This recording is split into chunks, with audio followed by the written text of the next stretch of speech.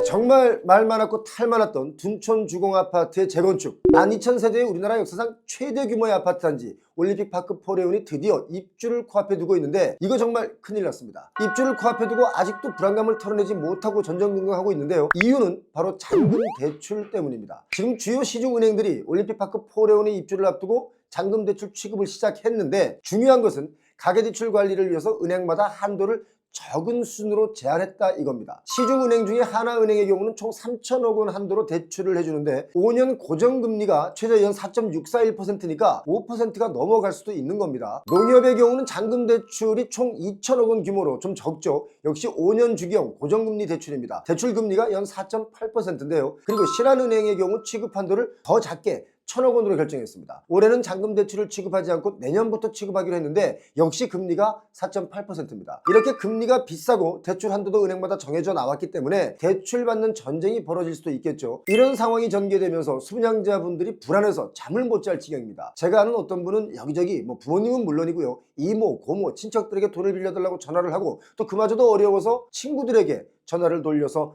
돈 빌려달라고 하소연하고 있습니다. 자, 올림픽파크 포레온은 오는 11월 27일부터 내년 3월까지 12,032가구가 입주를 순차적으로 하게 됩니다. 대략적으로 잔금 대출의 규모를 계산해 보니까 3조 원에서 한 8조 원 사이가 될 것으로 예상이 되는데, 하나의 아파트 단지에서 대출 규모가 8조 원이다. 이거 정말 어마어마한 숫자 아니겠습니까? 자, 그런데 문제는 바로 이겁니다. 국민, 하나, 신한, 우리, 농협 이렇게 5대 시중은행 전체에서 올림픽파크 포레온 잔금 대출 한도가 9,500억 원 정도로 결정이 됐습니다. 자, 필요한 돈은 8조 정도 되는데 이 차이를 어떻게 메꾸느냐, 이게 관건 아니겠습니까? 대출을 받아야 되는 돈은 8조 정도 되는데 대출을 해주는 규모는 9,500억이다. 대출 못 받는 사람들이 엄청 많아진다, 이 뜻입니다. 여기에 좀 전에 설명드린 것처럼 신한은행의 경우는 내년부터 1,000억 원의 대출이 시행되기 때문에 올해 대출의 실질적인 한도는 8,500억 원입니다. 자, 이런 상황에서 올림픽파크 포레온의 매매 물건들을 보니까 총 1,114개가 매물로 나와 있습니다. 팔겠다고 나온 거예요. 전세 매물은 7,855개입니다. 그리고 월세 매물이 4,131개입니다. 중복을 포함한 숫자이긴 합니다만, 이 정도 숫자면 전체 12,032가구 중에서 제가 볼 때는 70%는 매물로 나와 있다, 이렇게 봐야 됩니다. 정말 많은 매물들이 쏟아지고 있는 겁니다. 사실 올림픽파크 포레온은 온갖 혜택이 다 주어진 아파트죠. 분양 초기에 분양이 너무 안 되기 때문에 여러 가지 혜택을 부여하면서 분양받기를 권했습니다. 분양가 상한제가 적용되는 아파트의 경우는 주택법에 따라서 2년에서 5년간 의무적으로 거주를 해야 되는데, 이거 실거주 의무를 3년 유예시켜줬죠. 그렇기 때문에 입주 시기에 전세를 놓고 전세금으로 잔금을 치를 수 있게 되니까 투자용으로 사신 분들이 많습니다. 이렇기 때문에 실제 분양이 완료된 후에는 새 아파트가 부족하다 이런 것을 내세워서 피가 10억씩 붙었습니다. 올림픽파크 포레온의 아파트 피가 10억씩 붙으니까 그 주변의 아파트들이 값이 다시 또 뛰기 시작했죠. 그것이 서울 전역으로 번지면서 새 아파트 열풍, 그러니까 얼죽신, 얼어 죽어도 신축이다, 이걸 만들어냈고요. 또 값도 덩달아 마구 뛰었습니다. 이러다 보니까 야, 나도 갭으로 입주권 사서 돈 벌고 싶다라는 분들이 막 늘어났습니다. 그 이후 분양하는 분양물들은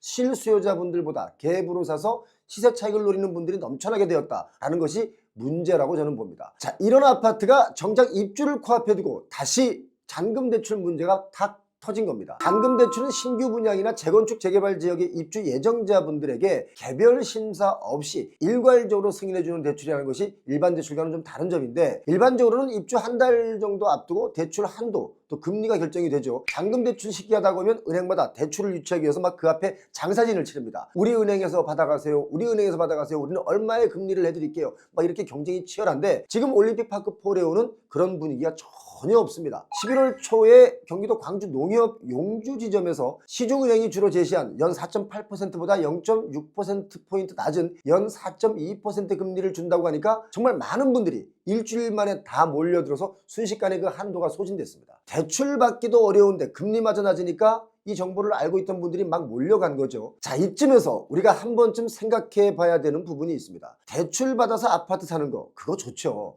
대출도 아무나 받을 수 있는 것이 아니기 때문에 대출 받을 수 있는 사람이 행복한 건 맞습니다. 하지만 우리나라 가계대출이 정말 심각합니다. 올해만도 가계대출 증가 규모가 이미 지난 2023년보다 3배를 넘어섰습니다. 우리나라 가계대출 문제를 오죽하면 IMF나 세계은행에서 걱정하고 있겠습니까? 이렇게 심각한 상황이 닥치니까 금융당국은 어떻게 하겠습니까? 바로 대출을 조일 수밖에 없겠죠. 만약에 금융당국이 대출 규제를 하지 않는다면 지금 은행은 돈잔치를 하고 있을 겁니다. 서로서로 더 많은 돈을 빌려주고 이자를 챙기면서 이익을 내겠죠. 그러면 뭡니까? 국민들은 또 너도 나도 대출을 늘려가면서 아파트를 사겠죠. 여러분 중에는 표용호TV를 꾸준하게 보시는 분들은 이제 아시겠지만 아파트 값이 매일매일 오르고 또 1년, 2년, 10년, 100년 매번 오르기만 하면 누군가에게 그 빚을 전가하고 팔면 끝나겠지만 아파트 값은 마냥 오르기만 하는 것이 아니기 때문에 은행들 돈잔치 할 때 국민들은 정작 빚잔치해야 되는 경우가 생긴다 이겁니다. 여러분 제 의견에 동의하십니까? 이런 것을 방지하기 위해서 금융당국은 가계대출 총량을 관리할 수밖에 없습니다. 올림픽파크 포레온처럼 대규모의 신축단지에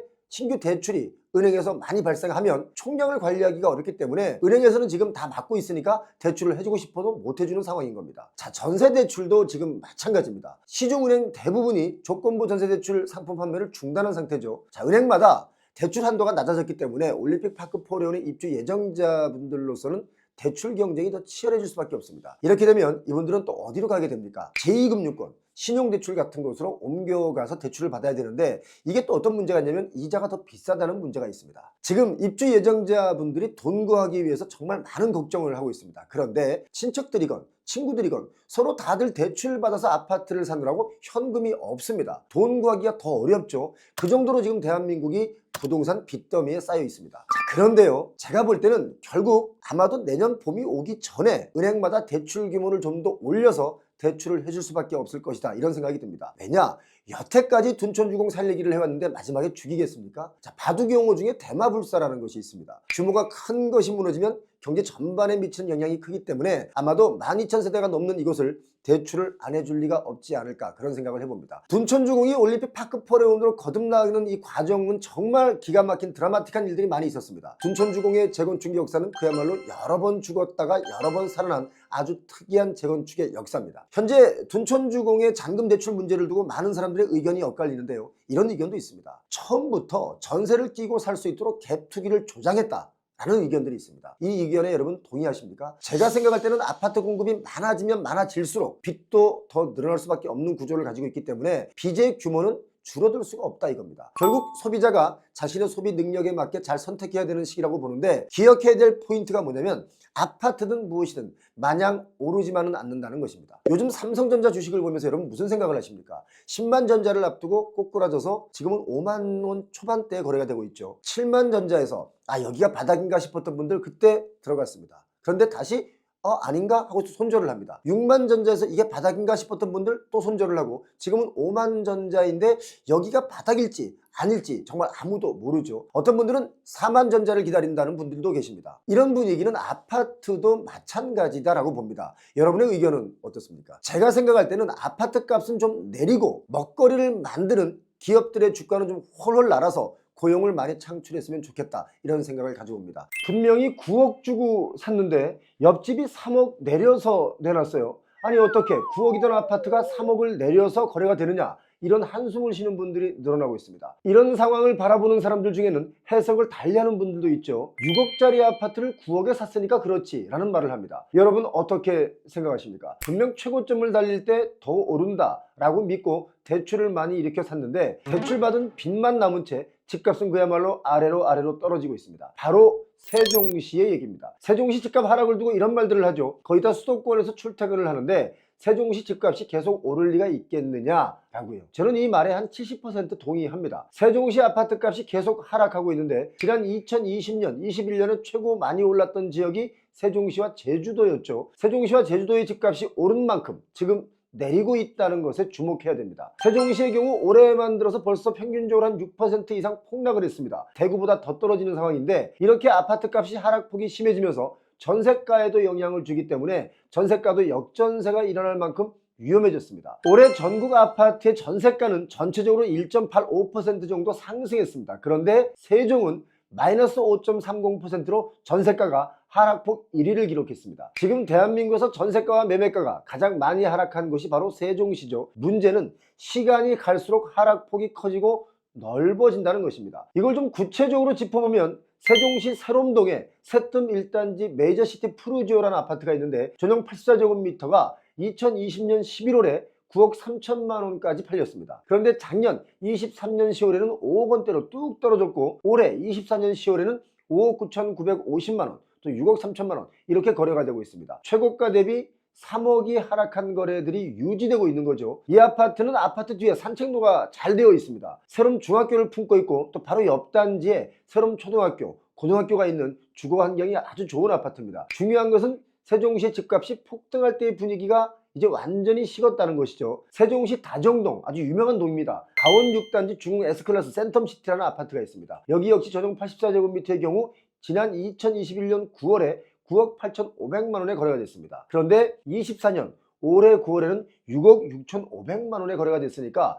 3억 2천만 원 하락돼서 거래가 유지되고 있습니다. 자, 강원 6단지 중흥 S클래스 센텀시티, 이 아파트는 준공된 지 7년차 된 신축이라고 봐야 됩니다. 1,000세대가 조금 넘고요. 한겨울 초등학교를 품고 있는 그야말로 초품화 아파트고, 또 바로 옆에는 오래뜰 공원도 있기 때문에 살기가 참 좋은, 입지 좋은 아파트인데도 불구하고 가격이 그야말로 드라마틱하게 하락해 있습니다. 이 아파트에 단점이 있다면 정부 청사로 출퇴근하는 거리로 따진다면 거리가 가깝습니다. 그런데 출퇴근 시간에 차가 워낙 많이 막힌다는 단점이 있긴 합니다. 그 대신 다른 주거 환경은 참 좋습니다. 그래도 이 지역은 좀 덜 하락한 곳인데요. 금강을 건너 소담동을 가보면 소담동 세센마을 7단지 힐스테이트 세종 리버파크라는 아파트가 있습니다. 전용 105제곱미터가 올해 24년 6월에 11억에 거래가 됐는데 3개월이 지난 9월 들어서는 8억 5,500만 원에 거래가 됐습니다. 그러니까 9월에 DSR 2단계가 실시되고 나서는 가격이 뚝 떨어진 겁니다. 데드캣 바운스로 올 초에 거래량이 늘고 가격이 살짝 오르자 최고가를 찍었는데 이게 몇 개월 지나지 않아서 바로 2억 5천 정도가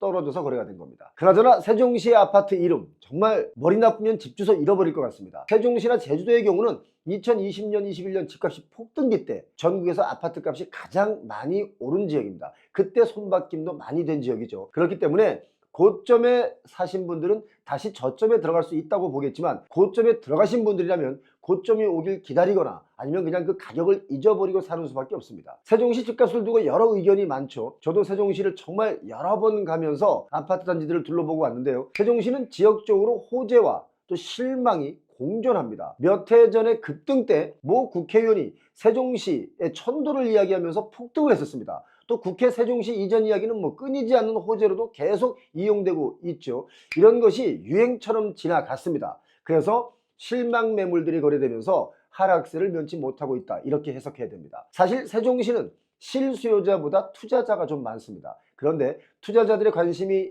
딱 벗어나니까 집값 반등이 쉬운 것이 아니겠죠. 세종시 집값이 다시 한번 폭등기를 맞으려면 또 누군가가 천도 이야기를 꺼내거나 뭔가 바람을 타야 되는데, 이제 사실 뭐 한두 번도 아니고 같은 방법으로 집값을 띄우는 것은 참 어렵다고 봐야 됩니다. 우리 국민들도 한두 번 속지 두세 번 속지는 않기 때문이죠. 그런데요, 먼 미래를 보자면 세종시는 행정도시로도 좋겠지만 교육특구, 뭐 일자리 특구, 이런 것이 더 시급합니다.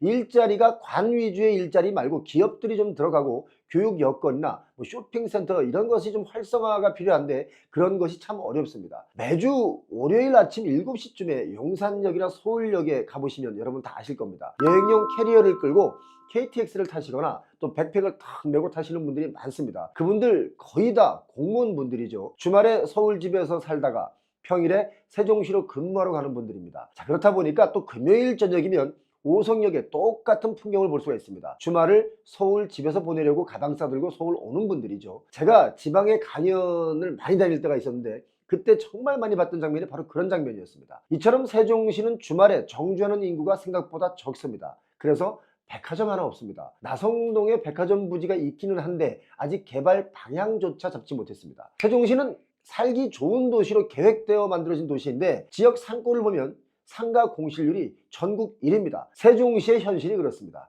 그런데 지금 이렇게 생각보다 아파트 값이 큰 폭으로 하락해서 이걸 저점이다 라고 하는 분들과 아직 아니다, 좀 더 내려가야 정상이다 라는 분들의 의견이 좀 엇갈리죠. 가끔 제게 세종시 아파트를 어떻게 보느냐 이렇게 질문하시는 분들이 많이 계십니다. 그 대답을 제가 지금 드리자면 세종시 한마디로 참 좋습니다. 우리나라에서 가장 계획이 잘 된 도시면 틀림이 없지만 문제는 너무 깨끗하다는 겁니다. 도시에 사람이 산다는 것은 뭐 유흥가도 있고 학원가도 있고 놀이시설도 있고 이런 사람 저런 사람들이 어울려져야 도시의 기능이 좀 활발해지는데 세종은 너무 맑은 도시라는 것이 오히려 단점이다 라고 저는 봅니다. 그러다 보니까 저녁이 되면 적막감이 도는 지역이 되고 활성화 차원에서 활력이 떨어지는 도시가 되었고, 결과적으로 아직은 미완성의 도시, 어쩌면 실패한 도시가 되었다고도 볼 수 있다라고 저는 생각합니다. 세종시는 여러분 다 아시다시피 2005년에 새로운 행정도시 건설 프로젝트로 지어진 도시입니다. 위치 자체도 대도시권에서 좀 너무 멀죠. 행정도시를 만들겠다는 기치로 내세워서 지방 살리기가 아니라 공무원분들 출퇴근하는데 불편만 초래해서 피곤한 공무원의 도시가 되었다. 저는 그렇게 봅니다. 정부 산하기관 주요 업무지가 지방으로 옮겨간 곳이 많습니다. 그런 곳들 다 공무원분들이 정말 피곤해합니다. 항상 차 안에 타면 이렇게 졸기 바쁩니다. 그분들이 왜 이렇게 피곤하냐면 자녀 교육 문제로 서울에 남아있으면서 출퇴근을 하기 때문에 피곤할 수밖에 없습니다. 자, 오늘은 세종시의 아파트값 하락에 대한 얘기를 드렸는데 세종시뿐만 아니라 제주도도 마찬가지입니다. 그리고 지방의 도시들의 아파트값이 점점 더 내려가고 있습니다. 그런데 분양가는 계속 올라가고 있죠. 공사비, 땅값 이런 것들이 올라가서 내려올 줄 모르기 때문에 그렇습니다. 과연 부동산 소비자들은 어떤 선택을 하는 것이 현명한 선택일까 한번 생각해보는 시간을 가졌으면 좋겠습니다.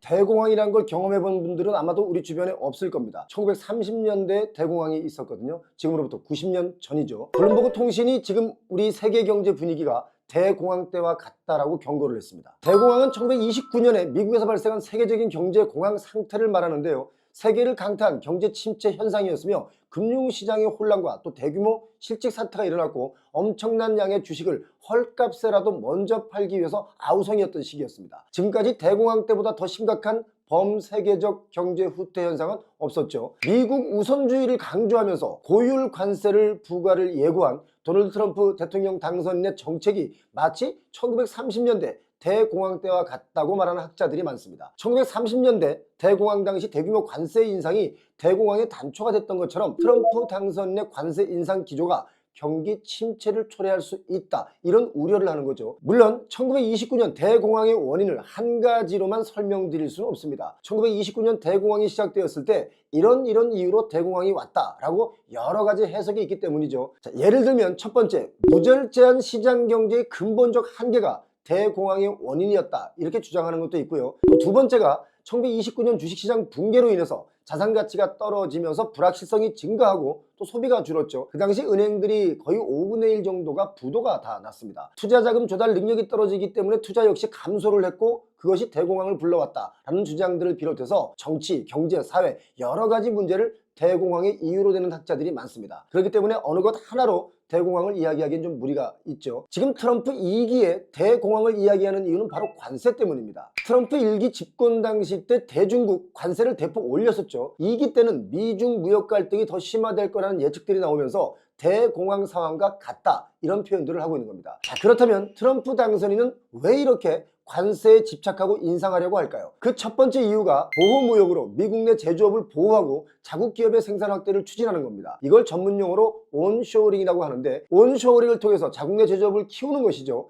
결국 고용을 늘려 일자리를 늘리려는 정책입니다. 자, 그리고 두 번째, 법인세와 소득세를 인하해 주면서 줄어드는 세수를 관세로 메우겠다, 이런 전략이 있는 겁니다. 그런데 세계 시장에서는 이런 트럼프의 정책이 1930년대 전 세계를 공포에 빠뜨렸던 스무트 홀리 관세법이 제한될 것이다, 이런 걱정을 하고 있습니다. 사실 이거 걱정입니다. 스무트 홀리 관세법이 뭐냐면요, 1930년에 시행된 제도인데 내용을 보면 수입품의 평균 59%, 최고 400%의 관세를 부과하는 법안입니다. 그야말로 감당이 불가능할 정도의 관세였는데 이것은 결국 20세기 이후 최고 수준의 관세였습니다. 관세가 400%면 소비자 입장에서는 이거 정말 답이 안 나오는 물건값이 되는 거 아니겠습니까? 이런 이유로 블룸버그 통신은 1930년에 있었던 스무트 홀리 관세법보다 더 큰 충격이 올 것이다, 이런 경고를 했습니다. 중요한 것은 스무트 홀리 관세법 시행이 대공황을 일으키는데 일조를 크게 했다는 겁니다. 그 당시 미국이 이렇게 나오니까 유럽도 가만히 안 있죠. 보복 관세를 단행하면서 갑자기 무역량이 급감하고 실업률이 증가하면서 오히려 미국의 경기가 크게 침체됐었습니다. 이거 뭐죠? 생각하고 계획한 것과는 반대로 되니까, 아니 그냥 반대로 된 게 아니라 대공황이 오니까 미국이 당황했겠죠. 그래서 그 이후 미국은 자유무역으로 방향을 선회합니다. 바꿉니다. 그리고 관세율을 결정하는 권한도 의회가 가지고 있었지만 이것도 대통령이 갖게 됐는데요. 트럼프는 바로 이것을 본인이 실행하려고 하는데 주변에서 이게 엄청난 위기를 불러올 수 있다, 이런 경고를 막 날리고 있는 겁니다. 자국이 이익이 될 줄 알고 시행한 고관세 정책이 결국 자기 발등을 찍고 세계적인 대공황을 만들어낸 겁니다. 트럼프 당선인이 주장하는 보편적 관세를 한국에 매기겠다 이런 얘기를 자꾸 하는데 미국의 싱크탱크 텍스 파운데이션의 발표를 보니까 트럼프 당선인의 보편적인 관세 정책이 시행이 되면 현재 미국의 평균 관세율이 2에서 3% 정도인데 이게 1934년 이후 최대 수준인 17.7%까지 높아질 수 있다 이렇게 발표를 했습니다. 자, 3%와 17.7% 이거 엄청난 차이 아닙니까? 금리가 1%만 오르고 내려도 충격이 큰데 이 정도 차이는 너무 급격한 변화를 불러오기 때문에 시장의 흐름에 갑자기 시커먼 먹구름이 끼게 된 것이고 이것이 우리나라에 매우 중요한 경제적 타격이 될 수 있다라고 보셔야 됩니다. 자, 우리나라는 수출로 먹고 사는 나라이기 때문에 더욱 그렇죠. 우리나라는 한동안 쭉 대미무역 적자를 기록하다가 23년에 대미무역 흑자로 돌아섰는데 트럼프가 혹시 이걸 보고 야, 대한민국의 관세를 올려야 되겠다 이렇게 생각하는 건 아닌지 모르겠습니다. 사실 미국에 투자하는 투자국 중에 우리나라가 세계 1위입니다. 작년 23년 한 해에만 28조 7천억 정도를 투자했는데 아니 자기네 나라에 이렇게 투자하는 우리를 이런 식으로 대하면 곤란한 거 아니겠습니까? 지금 미국의 자본시장도 상당히 위험한 것은 마찬가지입니다. 주가가 막 뛰고 그러니까 막 좋아하는 보이겠지만 위험합니다. 트럼프 당선 이후에 실제 채권 시장에서는요 관세 인상을 하면 인플레이션으로 이어질 것이란 우려 때문에 미 국채 10년물 금리가 갑자기 연 4.5% 수준까지 치고 올라갔습니다. 자, 기업인 출신인 트럼프 당선인이 이런 사실을 모를 리가 없겠죠. 그렇기 때문에 또 일각에서는 경기 둔화를 고려해서 관세 인상 수준을 경기를 봐가면서 조절할 것이다 이런 의견도 나오고 있지만 우리는 이런 모든 것을 좀 경계해야 된다고 봅니다. 지금 우리나라 주식시장은 완전히 패닉 시장입니다. 코스피가 2500선이 깨졌죠.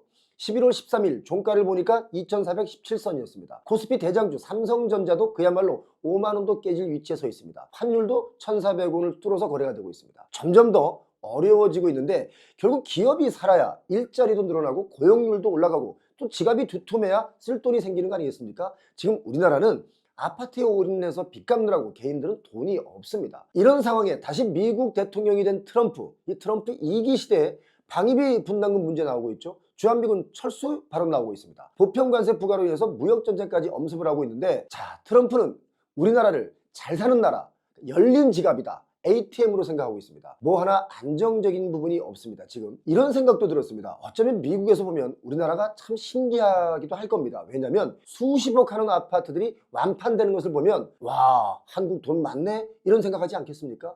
참고로 미국 뉴욕보다 우리나라 서울의 집값이 더 비쌉니다. 사람들은 미국 집값이 액수가 크니까 미국이 제일 비싼 줄 알지만 사실은 서울이 더 비쌉니다. 소득 대비로 보자면 우리나라 집값이 훨씬 비싼 편이죠. 서울의 소득 대비 집값을 알 수 있는 PIR 지수가 25인데요. 뉴욕은 11입니다. 2배가 넘습니다. 어쩌면 서울 집을 다 팔면 미국 동부의 뉴욕과 서부의 LA, 로스앤젤레스 집을 다 살 수 있을지도 모르겠습니다. 자, 트럼프 2기를 대공황이 올 수도 있는 절대절명의 시기라고 보는 학자들이 늘어나고 있는데 우리도 정말 긴장 바짝 해야 되겠습니다. 자, 지금 미국 트럼프 대통령 당선되고 나서 여러 가지 미국에서 들려오는 소식들이 정말 무섭습니다. 로이터 통신의 보도를 보니까 트럼프 대통령 당선인의 정권 인수팀이 IRA에 근거한 전기차 세액 공제 혜택을 폐지하는 계획을 논의하고 있습니다. 이렇게 되면 한국 배터리 기업들이 현재 미국에 가동하고 있거나 또는 공장 증설 계획 중인 공장은 모두 14곳인데요. 피해가 막심해질 전망이죠. 우리 기업들이 미국에 적극적인 투자를 했던 가장 큰 이유는 바이든 정부의 IRA, 인플레이션 감축법의 생산세액 공제 혜택이 있었기 때문에 투자를 감행한 거였는데요. 이게 도루묵이 될 지경입니다. IRA가 뭡니까? 인플레이션 리덕션 액트, 인플레이션 감소법이라는 겁니다. 기후변화에 대응하고 의료비 지원이나 법인세 인상 등을 골자로 미국 법인데 이게 2022년 8월 16일에 급등한 인플레이션을 완화시키기 위해서 발의된 법이죠. 이 법에서는 특히 전기차 구매 시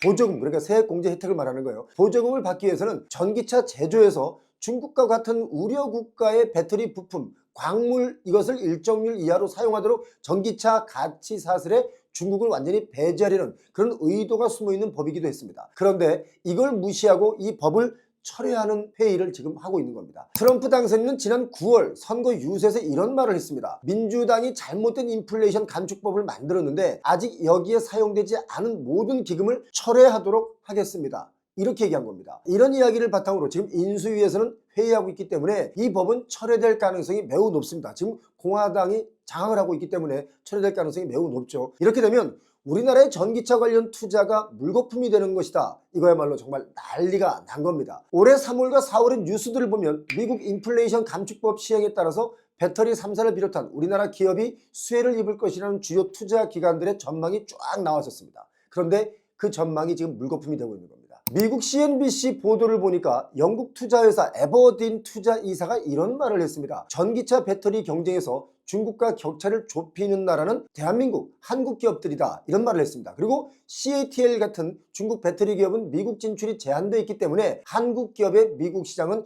기회일 것이다, 이런 분석을 했는데 이런 게 다 물거품이 되고 있는 겁니다. 사실상 미국 정부가 인플레이션 감축법을 만든 것은 전기차 배터리 공급의 세계 시장의 70%를 점유하는 게 바로 중국입니다. 그러니까 미국 입장에서는 중국을 견제하는 내용을 담아서 법을 만든 것인데 트럼프는 지금 이걸 다 없던 일로 돌려버리겠다, 이겁니다. 자, 인플레이션 감축법 IRA를 뜯어보면 미국에서 제조한 전기차에는 차량당 최대 7,500달러의 보조금을 세액공제 형태로 제공했는데 이제 이걸 안 하는 겁니다. 자, 그러면 트럼프 당선인의 취임식이 내년 1월 20일에 있습니다. 취임 후에 법을 상정하고 통과를 하겠죠. 시간이 좀 걸리겠지만 방향은 이미 정해진 거라고 봐야 되는데 이 법이 폐지되면 가뜩이나 안 팔리는 전기차와 또 배터리 업계가 큰 타격을 입을 수밖에 없겠죠. 자, 미국의 자동차 배터리 공장을 투자하고 있는 우리나라 기업은요, 현대차 그룹이 생산법인 3곳, 합작법인 2곳, 합쳐서 5군데를 투자했고 LG에너지솔루션도 생산법인 2곳, 합작법인 6곳, 총 8곳을 투자했습니다. SK온의 경우는 6곳이고 그리고 삼성 SDI도 3곳에 투자를 했죠. 자, 투자한 금액만 봐도 수십조 원에 이릅니다. 이 정도 금액을 투자한 이유 중에 가장 큰 이유도 역시 인플레이션 감축법의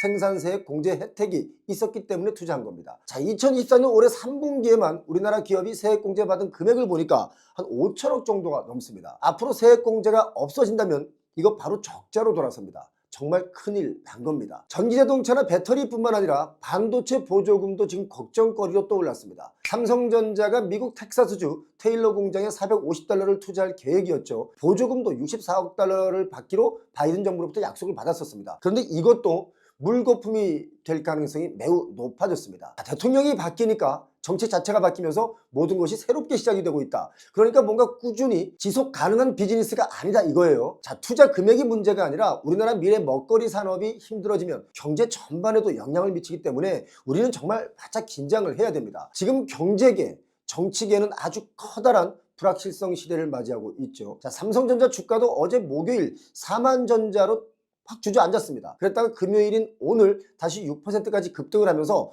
5만 3천 원대 거래가 되고 있는데 트럼프 정부를 구성할 사람들이 이런 말도 했습니다. 미국의 주식과 비미국 주식의 격차는 더 벌어질 것이다. 이게 무슨 말입니까? 미국 우선으로 뭔가 경제가 다 돌아가게 하겠다, 나머지는 그냥 덤인 겁니다. 그런 의식을 갖고 있습니다. 자, 이러다가 우리 국내 주식시장 패닉에 빠지는 것은 아닐지 염려가 되고요. 환율을 보니까 지금 금요일 12시인데 1,400원 1원입니다. 이것도 정말 불안불안하죠. 잘 지켜봐야 되는 부분인데 중요한 것은 미국이 어제 우리나라를 환율 관찰 대상국으로 지정했다는 겁니다. 미국 재무부가 의회에 보고한 주요 교역 대상국의 거시경제 및 환율 정책 이 반기 보고서를 보니까 중국, 일본, 한국, 싱가포르, 대만, 베트남, 그리고 독일 이렇게 7개국을 환율 관찰 대상국으로 지정했습니다. 사실 환율 관찰 대상국으로 지정된 게 뭐 처음 있는 일은 아닙니다. 우리나라가 지난 2016년 4월 이후에 7년 만인 지난 2023년 11월에 환율 관찰 대상국에서 빠졌었습니다. 그러니까 7년 만에 빠진 거예요. 그런데 다시 이번에 뭐 얼마 지나지 않아서 바로 환율 관찰 대상국에 포함이 된 겁니다. 환율 관찰 대상국으로 왜 지정이 됐나 이유를 보니까 우리나라 대미무역 흑자가 전년도에는 380억 달러였는데 올해에는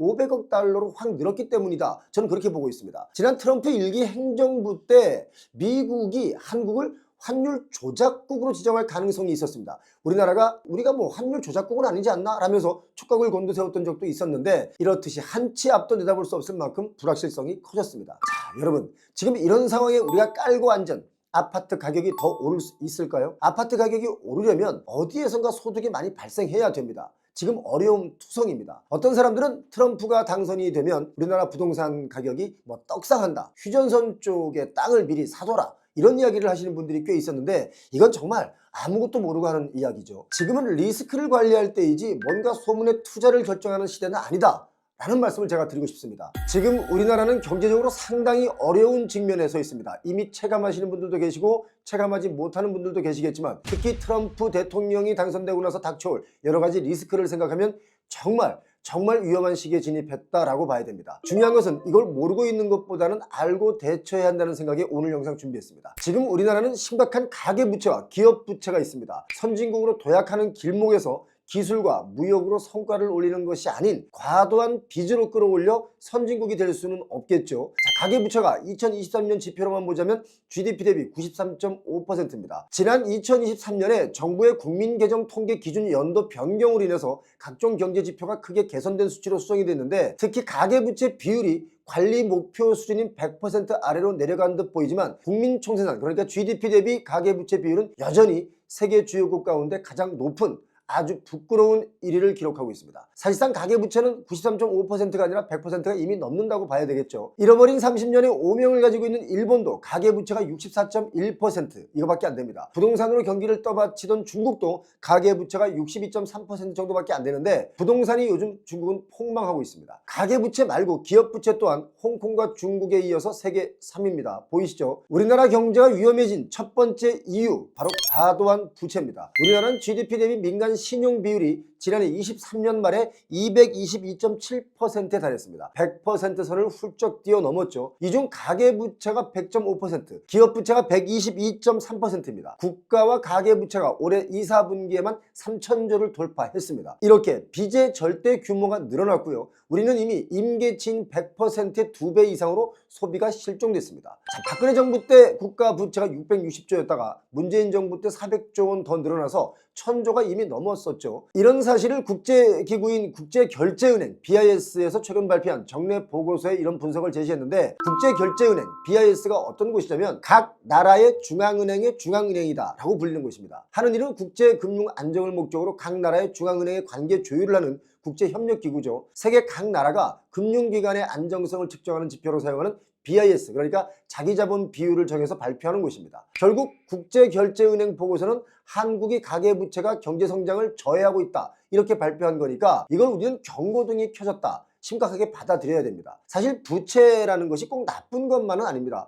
적절한 부채는 돈에 대한 접근성이 좋아지는 것을 의미하는데, 실물 자산에 투자한다든지 교육에 투자한다든지 해서 경제 성장에 도움이 되지만, 부채가 과도하면 성장을 돕는 게 아니라 오히려 성장을 방해하죠. 지금이 성장 방해 시기에 놓여져 있다 이겁니다. 가계부채가 이렇게 늘어나면서 생기는 역효과가 있죠. 우리나라 경제가 위험해진 두 번째 이유, 바로 유효 수요의 실종입니다. 지난 10월 동아일보 기사를 보니까 올해 상반기 기준 가계대출자 275만 명이 연소득의 70% 이상을 원리금 갚는 데 쓰고 있다 이렇게 나왔습니다. 이 중 약 157만 명은 평균 연소득의 100% 이상을 빚 갚는 데 쓰고 있다라고 기사가 나왔습니다. 우리나라 가계대출자 숫자가 총 1972만 명쯤 됩니다. 이 중에 15% 정도의 인구가 연소득의 70% 이상을 빚 갚는 데 쓰고, 또 8% 정도의 인구가 소득보다 더 많은 돈을 빚 갚는 데 써야 한다는 것이기 때문에 경기가 살아날 수가 없는 거죠. 가계대출을 왜 이렇게 많이 받았을까요? 그것은 바로 집값 급등이 가장 큰 원인이다, 저는 그렇게 봅니다. 뛰는 집값을 떠받치는 대출이 결국 우리를 발전시키지 못하고 있는 것이라 이렇게 봐야 되겠죠. 모두가 아파트에 올인하면서 생긴